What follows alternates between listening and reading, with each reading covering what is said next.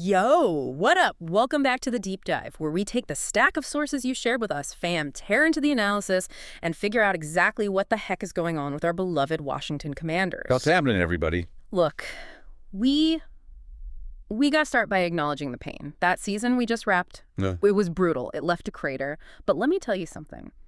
While we were healing, this organization never slept. Not for a second. They are moving with a level of urgency and aggression that it's unlike anything we've seen in years, and we are talking statement moves right now. That urgency is absolutely justified, and it's the pivot point for everything we're discussing today. Right. When we look at the raw data, the anxiety makes sense. We finished the year dead last, 32nd out of 32 NFL teams in points allowed. Tail last. We were 27th in total yards allowed.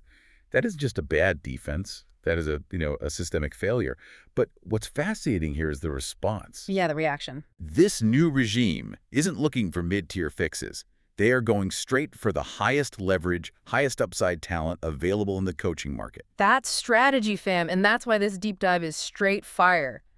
We have 3 stories today that show real championship caliber intention. This is about building a foundation that can actually compete in the NFC East. Precisely. Our mission today is to break down the X's and O's, the strategy, and the personnel fit behind these aggressive moves. We have 2 massive narratives we're diving into. Let's get it. First, the defensive coordinator showdown, targeting 2 of the absolute elite defensive minds available, Brian Flores and Jonathan Ganon. Heavy hitters. Second, and arguably just as crucial, we're dissecting the surgical intentional search for the perfect QB coach to lock down Jaden Daniels' critical year 2 development. This is where we separate the serious organizations from the pretenders. You can't just interview random coaches anymore. The next few weeks determine the entire ceiling of this franchise. We need to dissect the schemes, the stats, and yes, even the drama behind these names, because competence is no longer the goal, ambition is. And that ambition starts with fixing that defense immediately. And we keep coming back to that 30-second ranking because it provides the context. It explains the desperation. Yeah, it has to. That ranking dictates that the solution cannot be internal. It has to be a proven, high-upside defensive mind who can walk in and immediately change the culture, the complexity, and the results on the defensive side of the ball. For sure.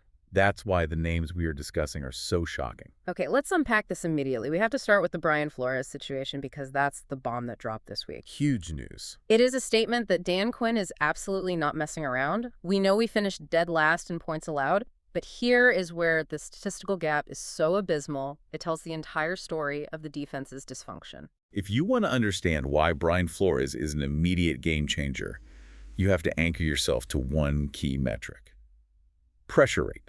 Okay. Pressure is the engine of any great defense. Last season, the Commanders were pathetic.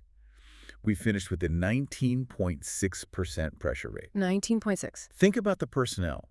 You have Jonathan Allen and Montez Sweat, 2 Pro Bowl caliber defensive linemen, and yet we were the 7th worst team in the entire NFL at generating consistent pressure. It's unbelievable, bro. It was a criminal misuse of elite talent, a 19.6% pressure rate. Yeah. That number means quarterbacks were sitting in the pocket, setting up a picnic, and slicing us apart at their leisure. No panic. None.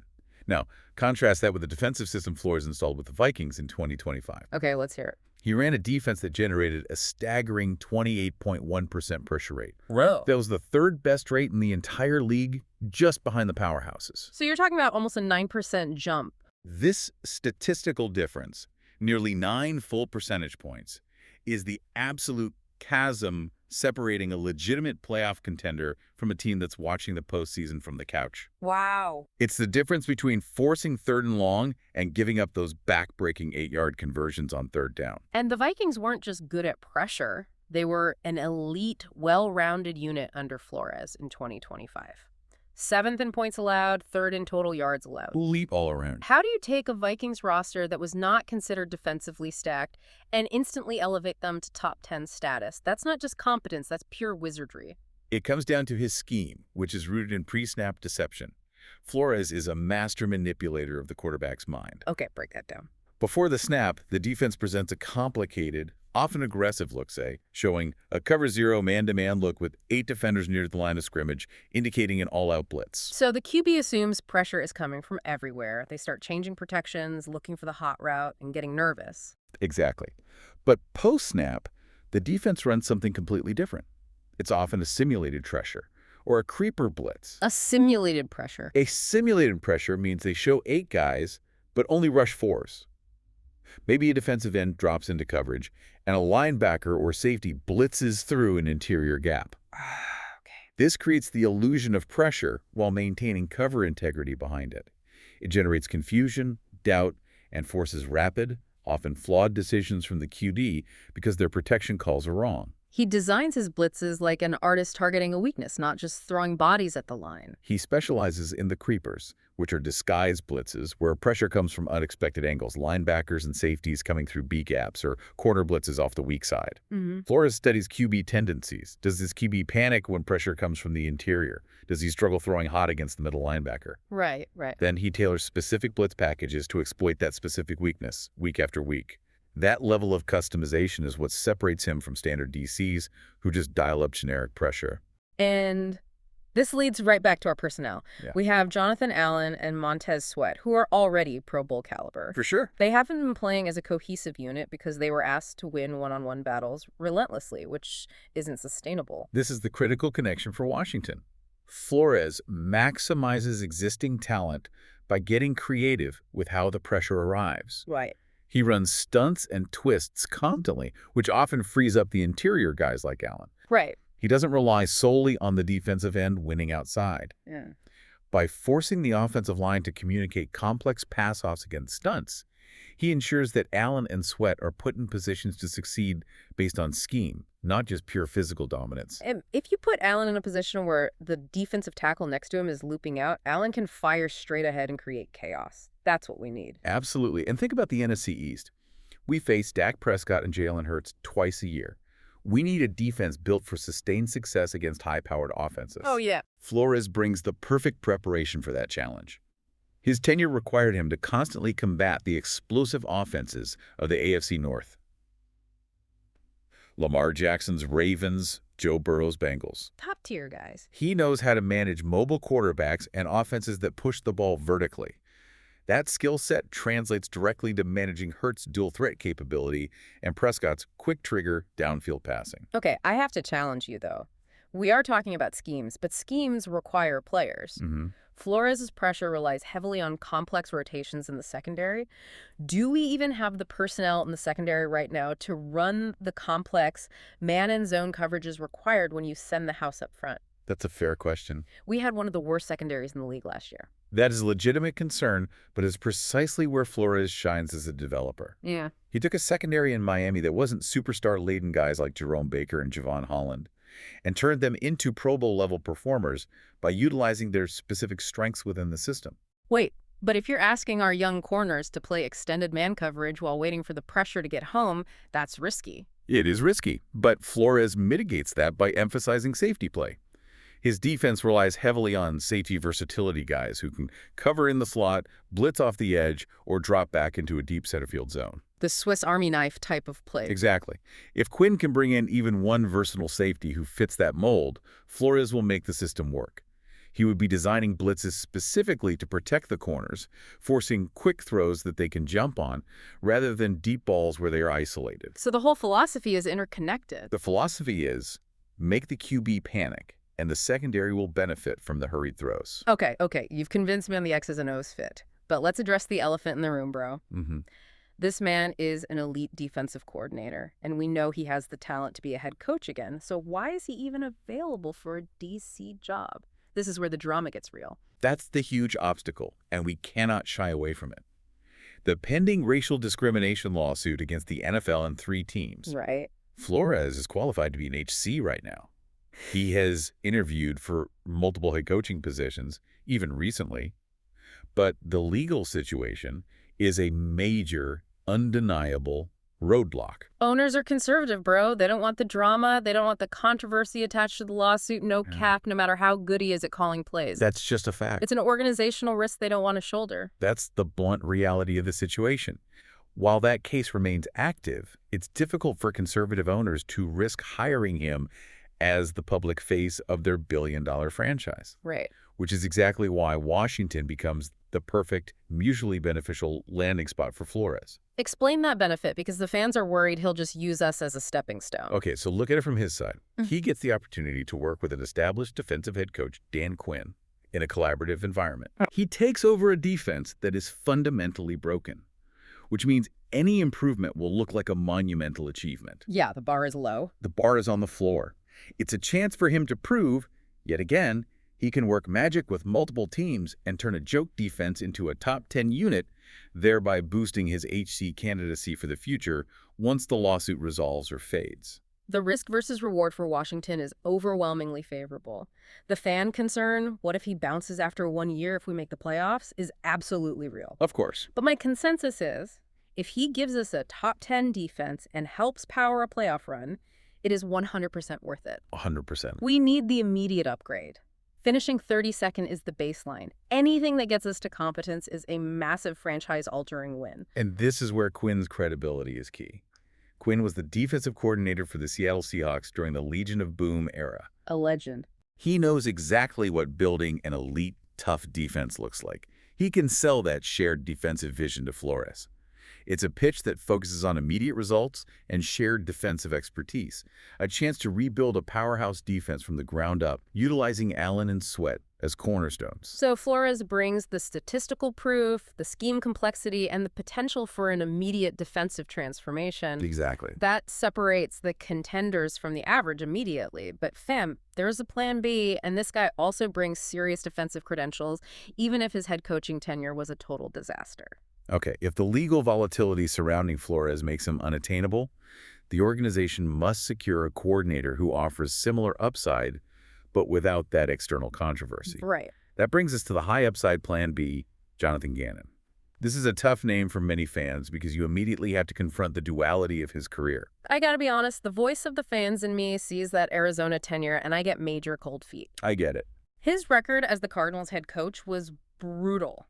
15 wins in 36 games, a dismal 29% win rate. That's failure, no cap. It was bad. I hear the name Ganon, and I remember Arizona being a mess. That skepticism is warranted, but we have to be analytical and separate the roles. Okay. Being an HC is a completely different job than being a DC. The HC manages the entire organization, the roster, the media, the draft, the organizational alignment. Right, it's a CEO job. It's a CEO job. Yeah. Gannon clearly wasn't ready for that magnitude of responsibility, and he inherited a disastrous roster situation, compounded by injuries to franchise players like Kyler Murray. Yeah, that roster was rough. The O-line was trash, the receivers were thin, and the defensive roster lacked talent even before he took over. Those were not conditions for success, they were conditions for systemic failure. So the failure rests on roster management and the HC role itself, not his ability to call plays. That's the argument. Because when you look at his genius receipts as a defensive coordinator in Philadelphia, they are straight fire. The receipts are undeniable. Before Arizona, Gannon was the Eagles' DC from 2021 to 2022. Yep. In that 2-year span, Philly had a top 10 defense. The crown jewel was the 2022 season, where they reached the Super Bowl with the second-best total defense in the entire league and, crucially for us, led the NFL with an unbelievable 70 sacks. 70 sacks! Think about that number, fam. The Commanders' defense was 7th worst in pressure rate. Yeah. Gannon delivered a defense that averaged over 4 sacks a game. That is scheme, no cap. That is maximizing every single ounce of talent you have available. Let's talk about the specifics of Gannon's defensive philosophy that generated that Sack City success. Let's do it. First, his primary trait is versatility and adaptation. He is not married to a rigid 4-3 or 3-4 structure. Okay. He adapts his defense, running more nickel and dime packages if he has fast linebackers and a strong secondary, or leaning into the base defense if the D-line is dominant. That flexibility is absolutely key for Washington, a team still finding its defensive identity and talent profile. We need someone who can mold the scheme to Jonathan Allen and Montez Sweat, not force them into a structure that dictates what they should be. Precisely. This adaptation is evident in his use of the wide 9 defensive front, which was a cornerstone of that 2022 Eagles defense. The wide 9. In a wide 9, the defensive ends, like Reddick or potentially Sweat, line up wider than usual outside the offensive tackles. Walk me through that. Why does lining up wider generates sacks? It creates three major advantages. First, it isolates the offensive tackles, forcing them to take longer, wider paths, which makes them vulnerable to speed rushers like Reddick or Sweat. Got it. Better angles for the edge. Second, that wide alignment creates bigger interior gaps, which opens up fantastic lanes for interior stunts, twists, and linebacker blitzes. Oh, I see. That's how guys like Javon Hargrave and Fletcher Cox, the interior guys, got massive numbers. It maximized the entire front. So he uses the edge rusher's alignment to make life easier for the defensive tackles inside. That's the definition of scheme-maximizing talent. Absolutely. The second major Ganon trademark is gap integrity. This means every player knows their exact responsibility on every play, eliminating confusion. Discipline. This is crucial against the run-heavy, physical NFC East offenses. Against the Cowboys and their zone runs, or the Eagles with their mobile quarterback and inside run game, you need to be gap sound. If one gap is unaccounted for, they run through it for 6 yards. Ganon establishes that discipline immediately. But the skeptic listener in me wants to know this. Was Ganon the genius, or was he just the beneficiary of a historic Eagles defensive line that was stacked with superstars? Great question. That's the critical question. That's the challenge we have to address. Yes, the talent was immense. But look at the evidence of creative design. Okay. The 70 sacks didn't just come from the front four dominating one-on-one. Ganon's creative blitzes involve linebackers, safeties, and sometimes corners, forcing quick throws. The key insight is that he leveraged the front four's immense talent to create one-on-one matchups for the blitzers. By forcing the offense to focus protection on Hargrave and Cox, he frees up the linebacker coming through the B-gap. When you send pressure from multiple unexpected angles, the quarterback is forced to make rapid decisions, which generated high sack numbers and high interception rates. Yes, top 5 in picks in 2022. That's purposeful design, not coincidence. Okay. Correct. The coverage scheme he used was often complex variations of cover 2 and quarters coverage, designed to limit explosive plays over the top while relying on the front 7 to generate timely pressure. Bend but don't break. He forced offenses to drive the length of the field, minimizing the risk of 60-yard touchdowns. Man, the redemption arc here is cinema-worthy. A guy fails as a head coach, is highly motivated after that failure, and comes back to what he does best. For sure. That chip on his shoulder benefits Washington immediately. He has something to prove, that he is still one of the best defensive coordinators in the game. That hunger is powerful. But the biggest, most overlooked advantage Ganon brings to Washington is his NFC East mastery. Oh, good point. He spent 2 full seasons dealing with this division. He knows Dak Prescott's tendencies, how to handle Saquon Barkley's running style, and how the Giants' offense attempts to stretch the field. Right. That divisional edge is massive when you play these teams 4 times a year. He can start game planning for the NFC East opponents the day he walks in the door. That insider knowledge is priceless. But we need proof he can develop our guys, not just manage superstars. We circle back to Hesson Reddick. Okay. Reddick was considered a bust in Arizona, struggling to find a consistent role. He arrived in Philadelphia under Ganon, and he absolutely exploded. No cap, he did. He posted 11 sacks in 2021 and followed that up with 16 sacks in 2022. Ganon found a way to utilize Reddick's specific speed-rushing skill set within his wide 9 scheme. That is, player development straight fire. If he can replicate even a fraction of that success with Montez Sweat, who has all the talent in the world but needs that schematic consistency, or injects that creativity into Jonathan Allen's interior game, the defense becomes special instantly. Exactly. The choice between Flores and Ganon represents 2 distinct but elite defensive philosophies. The master blitzer and disruptor, Flores, or the versatile gap integrity guru who knows the NFC East intimately, Ganon. The fact that the organization is aiming at both shows they are locked in on transforming the defense. Locked in. Okay, we've covered the defensive battle, which is huge, but now we pivot to the single most important staff decision that dictates the future of this entire franchise, Jayden Daniels. Fam, the QB coach is almost as important as the offensive coordinator because that is the guy spending the most time day-to-day correcting mechanics, running film, and teaching coverages. This search, seeking candidates with pre-existing ties, reveals the strategic, championship-caliber planning the organization has undertaken. First, they recognize that Jayden Daniels' Year 2 development is the absolute pivot point for the franchise's trajectory. He showed flashes of brilliance, particularly his ability to extend plays, but he needs a major leap. And specifically, Daniels needs improvement in key technical areas that a dedicated coach focuses on. Right. We're talking about achieving consistent pocket presence, the subtle movements inside the pocket to avoid pressure while keeping eyes downfield, improving his deep ball accuracy, which tends to fade late in the year, and most importantly, accelerating his ability to read defenses faster, particularly against complex safety rotations. That acceleration of processing speed and mechanical consistency is why this search is intentional, seeking coaches with direct connections. Yeah. You see the Chiefs do this with Mahomes. They prioritize that immediate QB circle to ensure zero friction in development. We have two incredible candidates, each bringing a unique advantage that addresses Daniel's specific needs. Let's start with candidate A. DJ Williams, the legacy hire. Bro, I get emotional just hearing that name. DJ is the son of Doug Williams, the Super Bowl MVP, a Washington icon, living history. Absolute legend. This family tie creates an emotional connection and institutional buy-in you cannot fake. Jaden would be working with a coach who has Washington DNA running through his veins. The emotional connection is powerful, but DJ Williams also brings serious high-level credentials. Okay. He's been in the league since 2019, spending 4 years in New Orleans as an offensive assistant, learning under Sean Payton. This is the Payton pipeline, and that is legit, no doubt. What does the Payton pipeline teach about QB development that directly helps Jaden Daniels? Payton's system demands absolute precision in timing routes and play action. It's a rhythmic offense. Very rhythmic.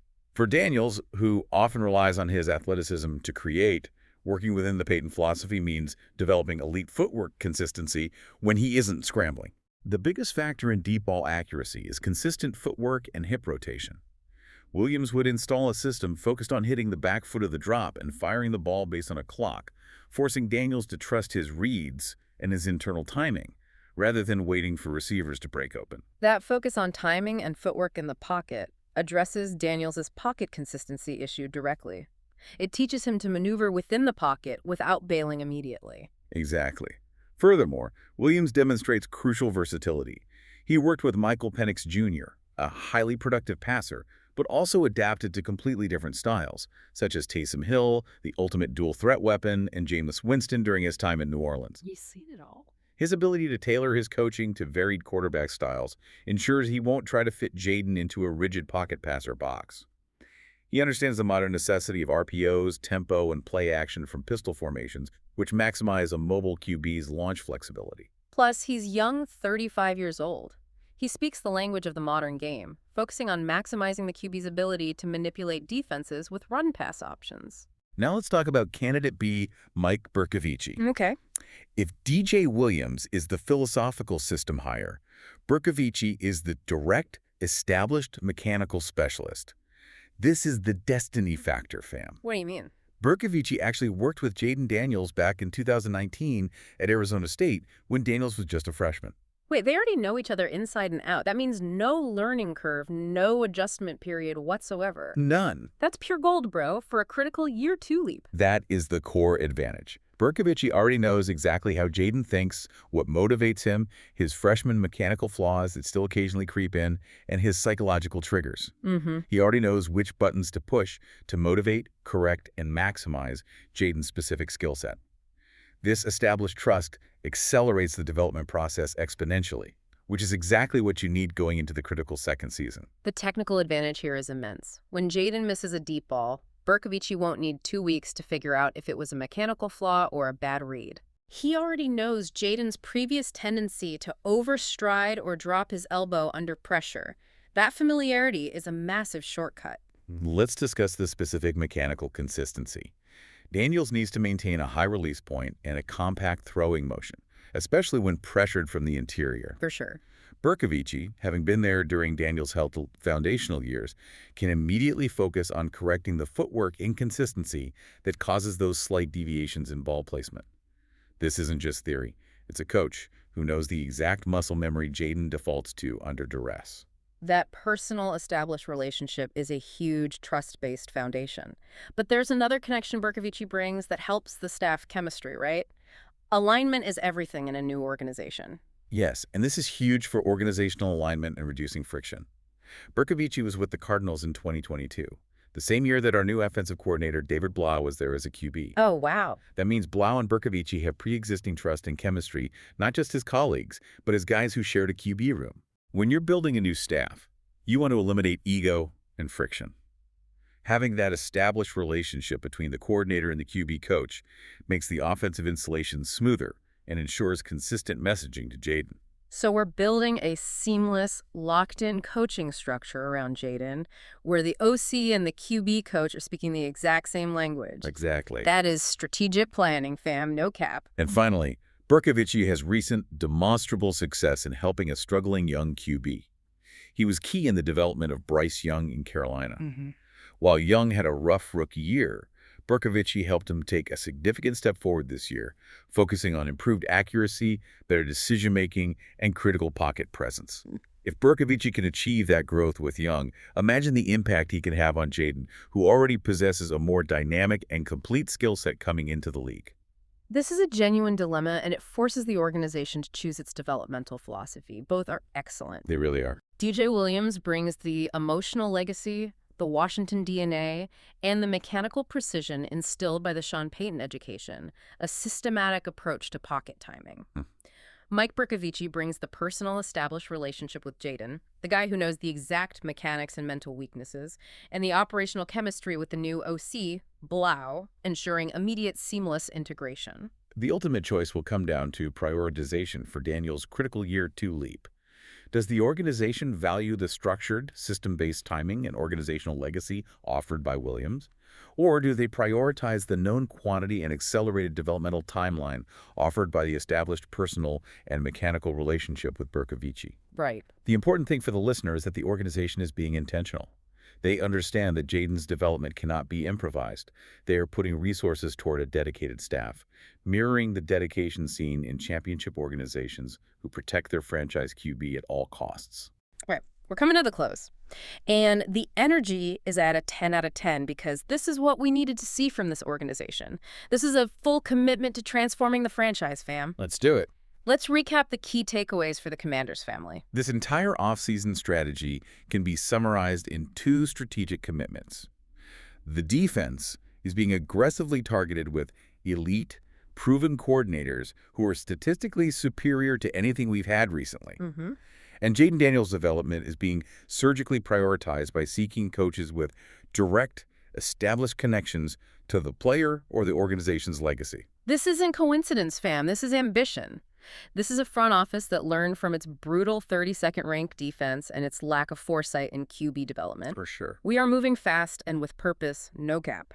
We are interviewing a wizard blitz artist, Flores, who gets 28.1% pressure rates by utilizing simulated pressures and stunts, or a redemption candidate, Ganon, who gave Philly 70 sacks using the wide 9 front and gap integrity discipline. And we are securing Jaden's future by looking at 2 highly intentional candidates.